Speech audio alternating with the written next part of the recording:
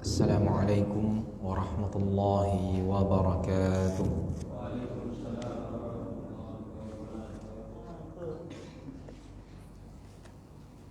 Innal hamdalillah nahmaduhu wa nasta'inuhu wa nastaghfiruh wa na'udzu billahi min shururi anfusina wa sayyiati a'malina. Lahu fala mudilla lahu wa may yudlil. Ashhadu an la ilaha illallah wahdahu la syarika lahu wa ashhadu anna Muhammadan 'abduhu wa rasuluh la nabiyya ba'dah. Allahumma salli wa sallim wa barik ala nabiyyina Muhammadin wa ala alihi wa sahbihi wa man tabi'ahum bi ihsanin ila yaumiddin wa sallama tasliman katsira, amma ba'd. Qala ta'ala ya ayyuhalladzina amanu taqullaha haqqa tuqatih wa la tamutunna illa wa antum muslimun. Ya ayyuhan nasu taqu rabbakumul ladzi khalaqakum min nafsin wahidah wa khalaqa minha zawjaha wa bassa minhuma rijalan katsiran wa nisaa'a.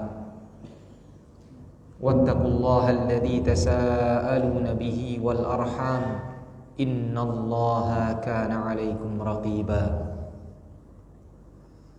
Ya ayyuhalladzina amanu taqullaha wa qulu qawlan sadida yuslih lakum a'malakum yaghfir lakum dhunubakum wa man yuti' qad faza fawzan 'azima.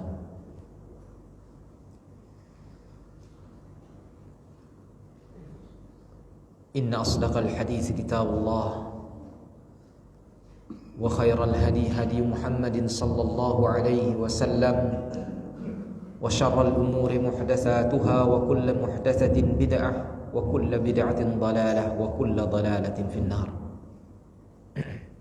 Kaum muslimin yang dimuliakan Allah,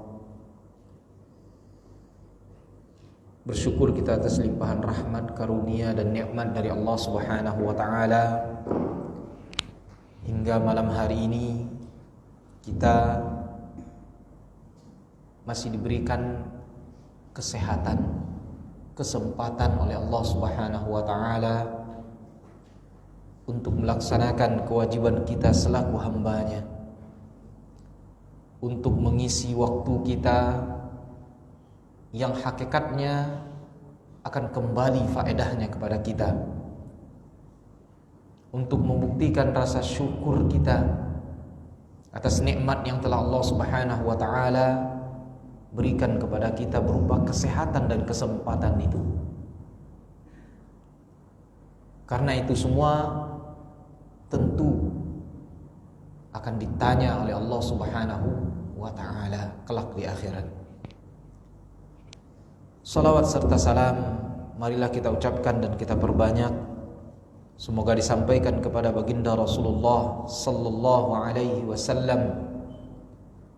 Semoga salawat yang kita ucapkan ini, salawat yang kita perbanyak, disampaikan kepada Allah alaihi wasallam bagi kita berhak mendapatkan syafaat dari beliau kelak di akhirat. Juga dengan syafaat, juga dengan salawat yang kita ucapkan, kita perbanyak, kita diizinkan oleh Allah Subhanahu wa taala minum dari telaga baginda Rasulullah sallallahu alaihi wasallam di akhirat. Amin ya rabbal alamin. Kaum muslimin yang dimuliakan Allah, malam hari ini kita akan bahas tentang keutamaan dakwah salaf, atau tentang keutamaan dakwah. Dan kita mengambil acuan, pedoman, yaitu dakwahnya salaf, dakwahnya para sahabat. Kenapa dakwahnya salaf atau para sahabat? Tentu jawabannya sangat jelas sekali. Karena para sahabat di dalam mereka berdakwah dibimbing oleh Rasulullah sallallahu alaihi wasallam. Salah satu contoh di dalam hadis dari Ibnu Abbas radhiyallahu an, bahwasanya Nabi sallallahu alaihi wasallam ketika mengutus salah seorang sahabat, di dalam hadis ini adalah Mu'adz bin Jabal, untuk berdakwah ke negeri Yaman, maka dibimbing oleh baginda Rasulullah sallallahu alaihi wasallam apa yang harus didakwahkan, apa yang harus disampaikan. Bahkan ketika materinya, pembahasannya, keilmuan yang akan disampaikan kepada penduduk Yaman, Rasul juga menjelaskan keadaan mereka seperti apa. Maka di dalam hadis tersebut Rasulullah sallallahu alaihi wasallam bersabda kepada Mu'adz bin Jabal ketika akan diutus untuk berdakwah. Beliau mengatakan, innaka ta'ti qauman min ahlil kitab. Wahai Mu'adz, sesungguhnya engkau berangkat dan engkau akan mendatangi atau menemui ahlil kitab.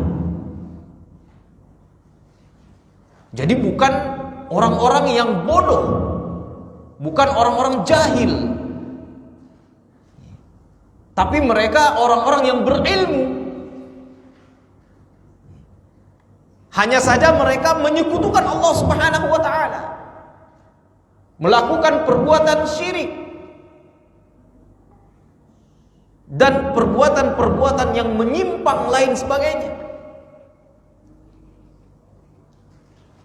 Maka inilah yang diingatkan oleh Rasulullah sallallahu alaihi wasallam kepada salah seorang sahabat, Mu'adz bin Jabal. Kemudian setelah itu Rasul mengatakan inti dakwahnya, apa yang harus disampaikan kepada mereka, kepada penduduk Yaman tersebut. Maka Rasul mengatakan, falyakun awwala man tad'uuhum ilaih syahadatu an la ilaha illallah. Hendaklah wahai Mu'adz, yang pertama kali kamu seru mereka adalah tauhid. Inilah keutamaan dakwahnya para sahabat, dakwah tauhid. Nanti kita akan jelaskan beberapa penyebab kenapa dakwah tauhid yang paling utama. Kemudian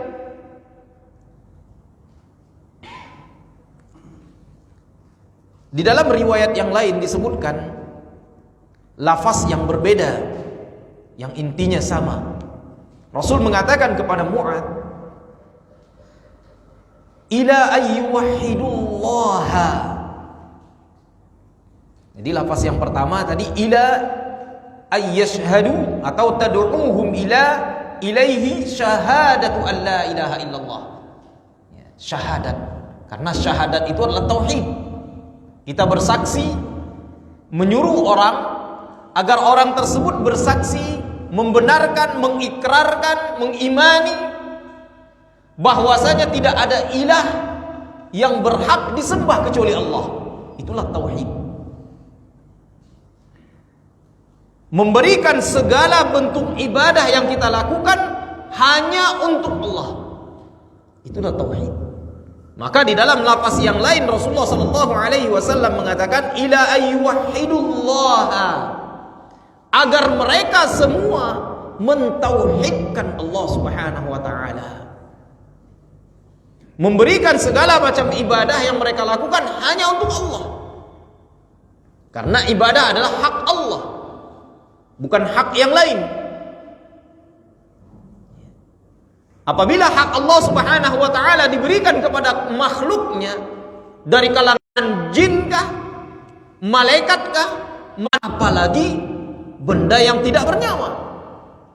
Patung misalnya, sujud kepada patung, minta kepada berhala. Maka berarti kita memberikan hak Allah Subhanahu wa taala kepada makhluknya. Itulah kesyirikan, lawan daripada tauhid tadi. Ini dakwah yang paling utama yang disampaikan. Kemudian Rasul sallallahu alaihi wasallam mengatakan, "Fa inhum ata'uka lidzalika fa'alimhum anna Allah aftarada 'alaihim 5 salawatin fi kulli yawmin wa lailah."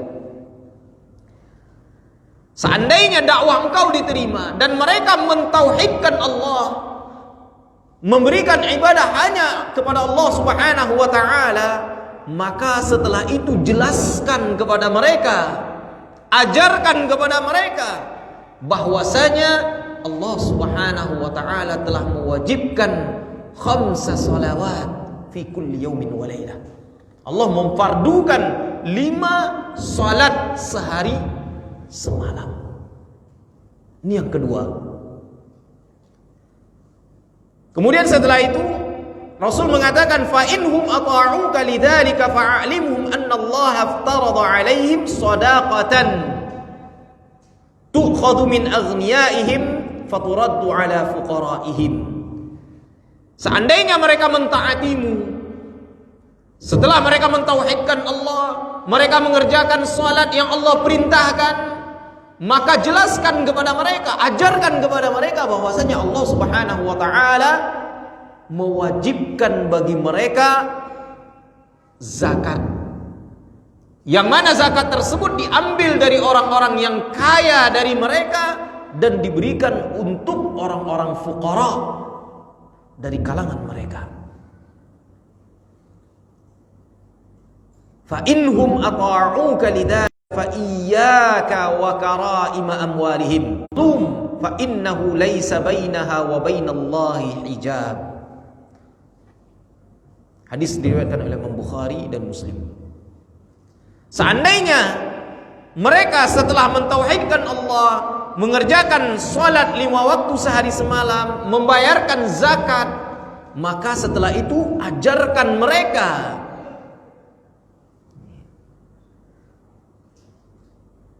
setelah mereka membayarkan zakat, maka Rasulullah sallallahu alaihi wasallam memberikan arahan kepada Mu'adz agar Mu'adz berhati-hati terhadap mengambil harta untuk zakat tersebut. Jadi Mu'adz diajarkan oleh Rasulullah sallallahu alaihi wasallam, iyyaka, hati-hati, jauhi, wa karaima amwalihim, harta yang menurut mereka paling berharga. Jadi di sini Rasulullah sallallahu alaihi wasallam mengajarkan Mu'adz agar mengambil harta yang tengah-tengah. Karena apabila harta yang paling berharga menurut mereka, berat bagi mereka untuk mengeluarkannya, maka diambillah harta yang tengah-tengahnya. Kemudian Rasulullah sallallahu alaihi wasallam juga memberikan wanti-wanti agar Mu'adz berhati-hati terhadap kezaliman. Seandainya memaksa mereka ketika mengeluarkan hartanya dari yang mereka paling cintai, kemudian terjadi kezaliman, maka ini diwanti-wanti oleh baginda Rasulullah sallallahu alaihi wasallam, iyyaka wa karaima amwalihim wattaqi da'watal mazlum. Hati-hatilah terhadap doanya orang yang terzalimi. Karena doa orang yang terzalimi tadi, laisa bainaha wa bainallahi hijab. Tidak ada pembatas, tidak ada penghalang antara orang yang dizalimi tadi dengan Allah Subhanahu wa taala. Ketika mereka meminta, berdoa kehancuran, kebinasaan, kecelakaan terhadap orang-orang yang menzaliminya, maka Allah akan kabulkan.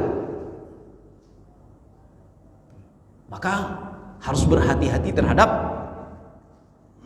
doa orang-orang yang terzalimi oleh kita, karena doanya dikabulkan oleh Allah Subhanahu wa taala. Kemudian contoh yang kedua, dalam hadis dari Sahal bin Sa'ad, kenapa kita memilih dakwah salaf, dakwahnya para sahabat? Karena mereka dibimbing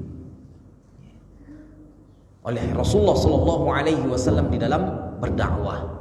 Contoh yang kedua seperti dalam hadis Sahal bin Sa'ad, bahwasanya baginda Rasulullah sallallahu alaihi wasallam pernah berkata ketika akan menaklukkan benteng Khaybar, perang lanjutan setelah perang Ahzab atau perang Khandaq. Karena orang-orang Yahudi mereka melakukan tipu daya atau berkhianat terhadap kaum muslimin, padahal mereka sudah memiliki perjanjian, tapi mereka berkhianat. Maka berlanjutlah perang tersebut kepada penaklukan benteng Khaybar, karena mereka bersembunyi di dalam benteng tadi. Kemudian Rasul mengatakan di hadapan para sahabat, la'u'tiyanna ar-rayata ghadan rajulan yuhibbullaha wa rasulahu wa yuhibbuhullahu wa rasuluhu yaftahullahu ala yadayhi. Rasul mengatakan kepada para sahabat, akan aku berikan besok bendera kepada seorang laki-laki yang dia mencintai Allah Subhanahu wa taala dan Rasulnya, dan Allah pun mencintai dia, Rasul pun mencintai dia. Berarti orang yang terpilih dari kalangan para sahabat, yang mana Rasul Allah Subhanahu wa taala akan di tangan laki-laki tersebut. Artinya dia akan berhasil menaklukkan benteng Khaybar.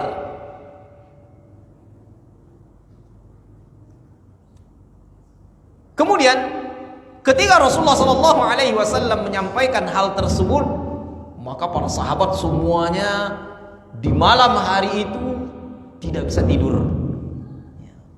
Mereka saling berharap dan ingin mengetahui siapa yang akan menerima amanah besar tersebut. Siapa yang diangkat oleh baginda Rasulullah sallallahu alaihi wasallam sebagai seorang panglima perang, kemudian Allah berikan kemenangan. Dan yang paling penting, Rasul mengatakan dia mencintai Allah dan Rasulnya, dan Allah dan Rasulnya juga mencintai dia. Seseorang yang terjamin keimanannya. Maka ketika besok pagi harinya datang, semua mereka berkumpul di hadapan Nabi SAW. Kulluhum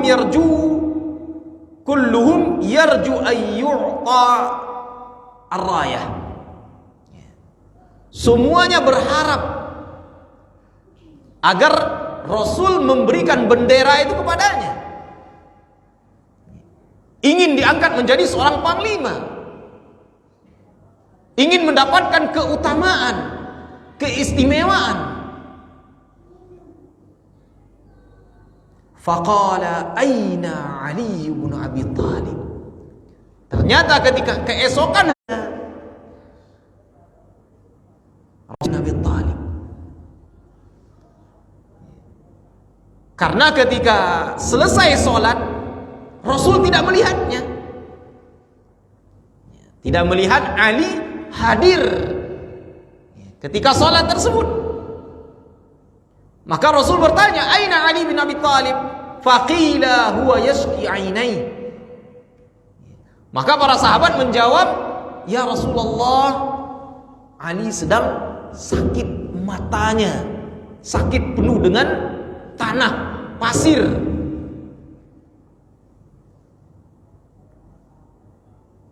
Dan dia mengeluhkan matanya, tidak bisa melihat.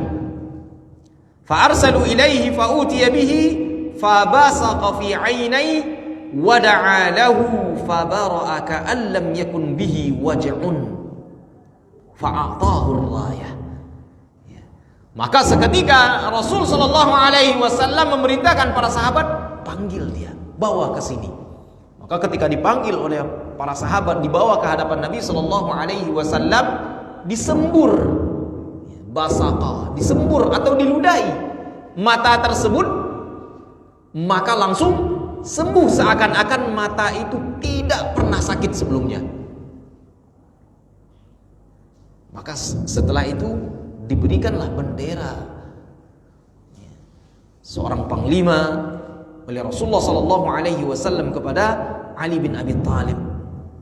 Kemudian intinya Rasul mengatakan kepada Ali ketika masuk menaklukkan benteng Khaybar, tentu dakwah. Maka Rasul mengatakan, "Unfud ala rislik hatta tanzila bisahatihim thumma du'uhum ilal Islam." Jadi bukan diperintahkan masuk ke dalam benteng tersebut ketika ditaklukkan bantai semuanya, tidak. Tapi diperintahkan untuk tenang. Tidak perlu membanggakan kemenangan, membanggakan kekuatan, tidak. Tapi diperintahkan oleh Nabi sallallahu alaihi wasallam tenang.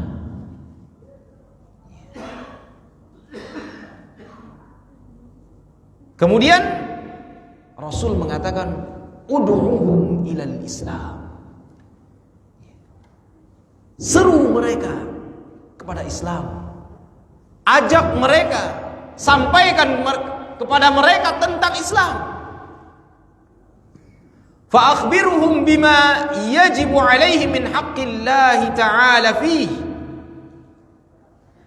Dan sampaikan kepada mereka, beritakan kepada mereka tentang apa yang Allah Subhanahu wa taala wajibkan atas mereka dari hak-hak Allah Subhanahu wa taala. Apa hak Allah? Ketika seorang sahabat ditanya, "Ma haqqullah 'alal 'ibad wa ma haqqul 'ibad 'ala Allah?" Sahabat ini menjawab, "Allah wa rasuluhu a'lam." Rasul mengatakan, "Haqqullah 'alal 'ibad ay ya'budu wa la yusyriku bihi syai'a." Hak Allah atas seorang hamba berarti kewajiban seorang hamba atas Allah, yaitu menyembah Allah Subhanahu wa taala dan tidak melakukan perbuatan syirik sedikit pun. Artinya semua ibadah yang dia lakukan hanya untuk Allah, tidak untuk yang lain. Inilah hak Allah atas seorang hamba. Kemudian Allah berikan hak seorang hamba atas Allah. Wa haqqul ibad 'ala Allah alla yu'adziba man la yusyriku bihi syai'a. Dia ketika mentauhidkan Allah Subhanahu wa taala tidak akan pernah diazab oleh Allah Subhanahu wa taala. Itulah hak dia. Ketika dia melakukan kewajibannya, memberikan hak Allah, yaitu mengibadati Allah saja, mentauhidkan Allah Subhanahu wa taala dalam segala bentuk ibadahnya, maka Allah berikan hak dia, yaitu Allah tidak akan pernah mengadab orang tersebut. Allah akan masukkan dia ke dalam surga. Kemudian di akhir hadis ini Rasulullah sallallahu alaihi wasallam menjelaskan tentang keutamaan dakwah. Fa wallahi li ayyahdiyallahu bika rajulan wahidan khairul laka min humrin na'am. Maka demi Allah, seandainya melalui dakwahmu, melalui seruanmu, kemudian Allah memberikan petunjuk melalui dakwah tersebut, satu orang laki-laki saja, rajulan wahidan, maka sungguh itu lebih baik bagimu daripada humrun na'am, daripada unta merah. Unta merah adalah harta yang sangat berharga di kala itu, yang dimiliki oleh orang-orang Arab. Kalau ada sebuah pemimpin kabilah punya unta merah, berarti dia punya gengsi, dia punya martabat, dia punya harta yang paling diharap-harap oleh orang lain. Kalau kita harta yang paling, misalnya kendaraan yang paling mewah, Ferrari misalnya. Ada orang yang punya Ferrari, tetangga kita atau di salah satu kampung kita, wah ini orang hebat, orang sukses ini, orang kaya raya, orang terpandang misalnya. Itu harta yang paling berharga, unta yang paling diharap-harap oleh setiap. Bila seseorang mendapatkan hidayah melalui seruan kita, melalui dakwah kita, ketika kita menyampaikan sebuah kebaikan, ada orang yang tersentuh hatinya, kemudian dia tinggalkan dosa-dosanya, dia kembali kepada Allah Subhanahu wa taala, bertaubat. Itu sebuah hidayah. Satu orang bisa diberikan atau bisa menerima hidayah dari Allah Subhanahu wa taala melalui dakwah kita, maka itu lebih baik daripada unta merah. Ini diantara contoh. Kenapa kita harus mengikuti metode atau mencontoh dakwahnya para sahabat? Karena dakwah mereka dibimbing. Dan Rasulullah SAW ketika setiap mengutus seorang dai, Rasul selalu bimbing mereka sebelum berangkat. Bahkan kendaraan yang mereka gunakan pun, di dalam kitab Tauhid ini panjang pembahasannya tentang kesyirikan.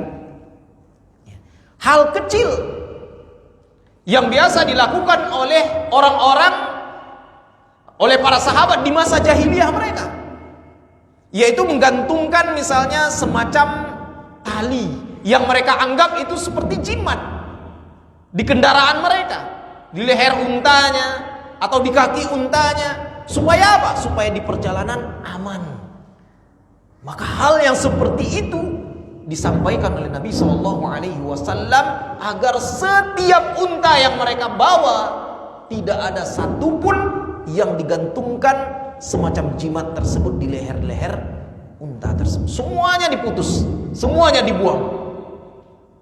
Tidak ada yang namanya kepercayaan atau bergantung kepada jimat, bergantung kepada selain Allah Subhanahu wa taala. Itu dari kendaraannya. Kemudian isi dakwahnya dibimbing oleh baginda Rasulullah sallallahu alaihi wasallam. Kemudian kenapa berdakwah? Karena dakwah itu adalah muhimmatur rusul. Dakwah itu adalah tugasnya para rasul, amanahnya para rasul yang mereka terima dari Allah Subhanahu wa ta'ala,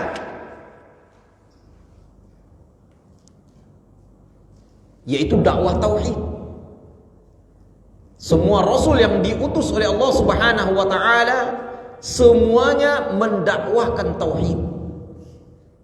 Semuanya menyeru umat mereka agar mentauhidkan Allah Subhanahu wa taala, agar memberikan segala ibadah yang mereka lakukan hanya untuk Allah dan meninggalkan perbuatan syirik. Ini yang pertama. Sebagaimana Allah Subhanahu wa taala berfirman dalam surah Yusuf ayat 108. Qul hadhihi sabili ad'u ila Allah ala basiratin ana wa man ittaba'ani wa subhanallahi wa ma ana minal musyrikin. Katakanlah wahai Nabi kepada mereka, Allah memerintahkan Nabi menyampaikan intisari dakwah beliau. Apa dakwah beliau? Hadhihi sabili. Inilah jalanku.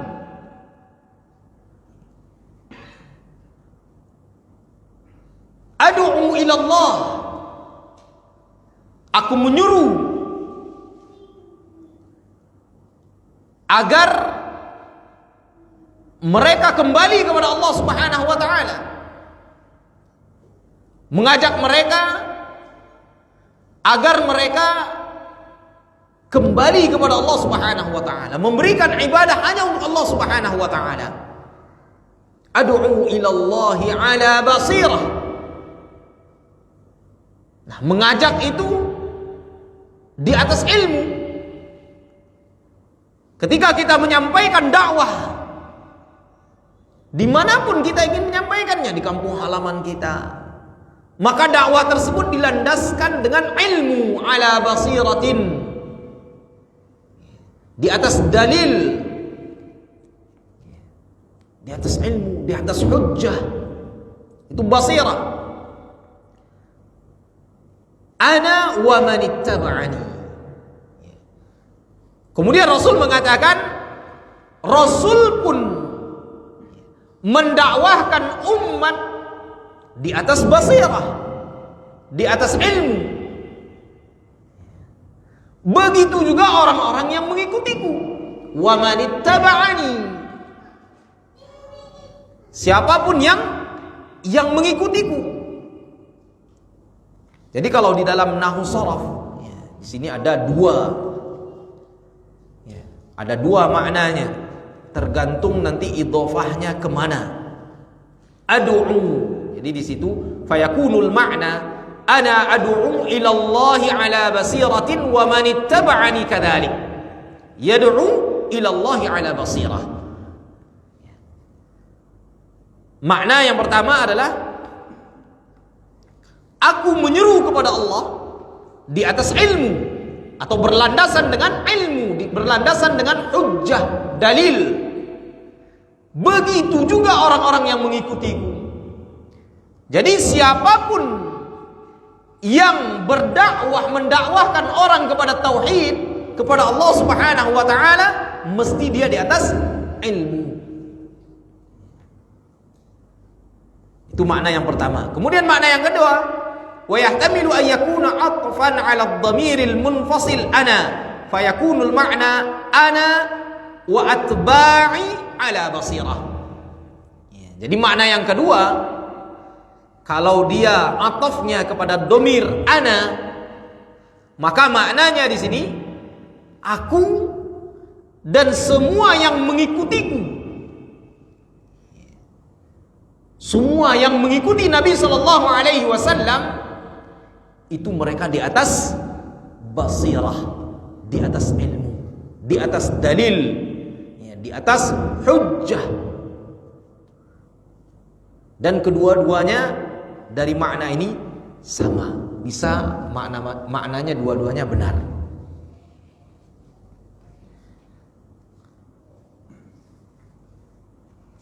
Ini firman Allah Subhanahu wa taala yang pertama. Kemudian yang kedua, Allah Subhanahu wa taala menjelaskan tentang dakwahnya Nuh, rasul yang pertama diutus oleh Allah Subhanahu wa taala. Yang mana ketika itu umat melakukan kesyirikan pertama kali di permukaan bumi. Belum pernah kesyirikan terjadi sebelumnya. Dan terjadinya ketika Nabi Nuh alaihi salam diutus untuk menjelaskan tauhid kepada mereka atau menyuruh mereka kepada tauhid.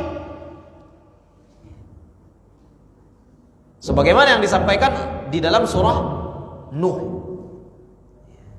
Yang mana mereka sebelumnya terdapat 5 orang saleh di kalangan mereka yang menjadi panutan, yang menjadi qudwah. Kemudian orang yang saleh tadi meninggal dunia. Generasi berganti. Mulailah mereka mengukirnya. Kemudian ukirannya itu dipajang. Yang awalnya tidak pernah disembah. Yang awalnya hanya untuk memotivasi diri mereka, mengingat bahwasanya ini adalah orang yang saleh, agar mereka termotivasi untuk beribadah juga. Ini awalnya. Kemudian generasi setelah itu pun berganti. Ilmu mulai terkikis, ketauhidan mereka mulai lemah, sehingga muncul ghulu. Ghulu inilah kesyirikan pertama kali. Ya. Jadi asbab asyirik fi bani Adam adalah al-ghulu bis salihin. Kesyirikan pertama kali sebabnya adalah ghulu, yaitu berlebih-lebihan terhadap orang saleh. Contoh, ada orang saleh di kampung kita, diakui kesalehannya. Pernah kita lihat dia telah selalu sholat tahajud misalnya, atau bahkan sampai tingkatan wali misalnya. Ibadahnya diakui, keilmuannya diakui, ketawaduannya diakui, bahkan kedermawanannya diakui. Kemudian ketika dia meninggal dunia, awalnya biasa-biasa saja. Ketika setelah dikuburkan, mungkin awalnya dikasih batu biasa, batu nisan. Kemudian lama-kelamaan dibangun kuburannya, ditinggikan, kemudian dihias, kemudian dipasang posternya. Kemudian lama-kelamaan dibikin patungnya, mengingat jasa dia, mengingat kesolehannya yang awalnya hanya untuk motivasi diri. Tapi lama-kelamaan karena berlebih-lebihan di dalam memuja dan memujinya, akhirnya muncul kesyirikan. Ngaji di sana, berdoa di sana, berzikir di sana, bahkan sholat di sana. Kemudian lama-kelamaan, wah ini orang soleh, dekat dengan Allah, minta kepada ruhnya. Padahal antara orang yang hidup dengan orang yang mati, hijab, barzakhun, ada pembatas. Ini awal kesyirikan, dan ini terjadi di zaman Nabi Nuh alaihi salam. Sebagaimana di dalam ayat disebutkan, wala la tadharunna alihatakum wala tadharunna wadda wala suwa'a wala yaghutha wa ya'uqa wa nasra. Ini 5 orang yang saleh. Karena saking mereka sudah fanatik, ketika didakwahi oleh Nabi Nuh alaihi salam untuk meninggalkan perbuatan syirik tadi, ibadati hanya kepada Allah. Tapi orang-orang petinggi-petinggi mereka mengatakan, jangan kalian tinggalkan alihatakum, ilah-ilah kalian, sesembahan-sesembahan kalian, karena sudah mulai disembah. Bukan hanya dipuja dan dipuji lagi, tapi sudah mulai sujud di kuburannya, meminta kepada kuburannya. Mereka mengatakan, jangan kalian tinggalkan. Jangan kalian tinggalkan Wadda, Suwa', Yaghut, Ya'uq, Nasr. Maka didakwahilah oleh Nabi Nuh alaihi salam, dan tidak tanggung-tanggung dakwahnya Nabi Nuh alaihi salam 950 tahun. Alfa sanatin illa khamsina ama. Akan tetapi mereka tetap menyebutkan Allah. Hanya sedikit yang beriman kepada Nabi Nuh alaihi salam, sehingga Nabi Nuh mendoakan kehancuran kepada mereka. mendoakan kebinasaan kepada mereka karena mereka tidak mau bertobat kepada Allah, tidak mau meninggalkan kesyirikannya. Didoakanlah kehancuran, sehingga Allah Subhanahu wa taala mengabulkan doa Nabi Nuh alaihi salam, dan Allah turunkan air dari langit, Allah keluarkan air dari bumi, faltaqal ma, sehingga dua air tadi ketemu. Terjadilah banjir bandang, sehingga semua mereka kecuali yang telah diselamatkan oleh Allah Subhanahu wa taala yang mengikuti Nabi Nuh alaihi salam masuk ke dalam kapalnya. Selain itu Allah tenggelamkan, Allah binasakan semuanya sesuai dengan permintaan Nabi Nuh alaihi salam. Karena Nabi Nuh menginginkan tidak satu pun dari mereka termasuk anak beliau. Yang awalnya beliau mengatakan naiklah ke kapal, tapi dia mengatakan sa'awi ilal jabal. Tidak, katanya, saya akan naik bukit sana, gunung sana, ya'simuni minal ma'. Itu yang akan menyelamatkan saya dari banjir ini. Ketika dia mendaki gunung, sudah sampai di puncaknya, tetap Allah binasakan semuanya, kecuali orang-orang yang disayangi oleh Allah Subhanahu wa taala, orang-orang yang diselamatkan. Itulah dakwahnya Nabi Nuh, mendakwahkan tauhid, meninggalkan kesyirikan. Sebagaimana Allah Subhanahu wa taala berfirman, qala rabbi inni da'awtu qaumi lailan wa nahara. Ketika Nabi Nuh mengadukan, mengeluhkan tentang dakwahnya, bahwasanya beliau berdakwah siang dan malam. Siang dan malam tidak berhenti. Karena ada orang yang kesibukannya di siang hari, di malam hari didakwahi. Ada orang yang bisa didakwahi di siang hari.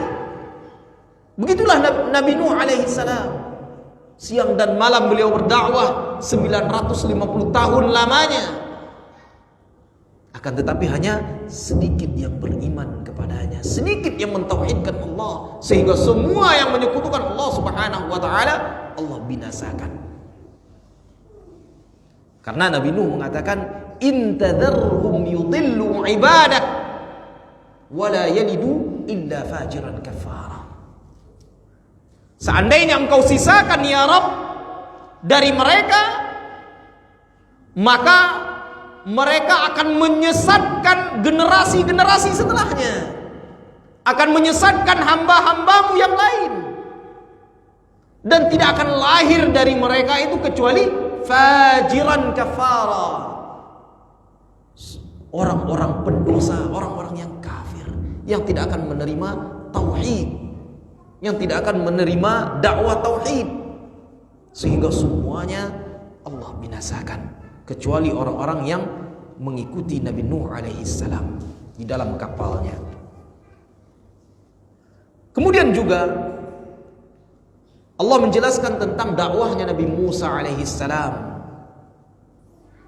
Allah berfirman dalam surah Az-Zukhruf ayat 46-47, "Wa laqad arsalna Musa biayatina ila fir'aun wa mala'ihi faqala inni rasul rabbil alamin falamma ja'ahum biayatina idahum minha yadhakun."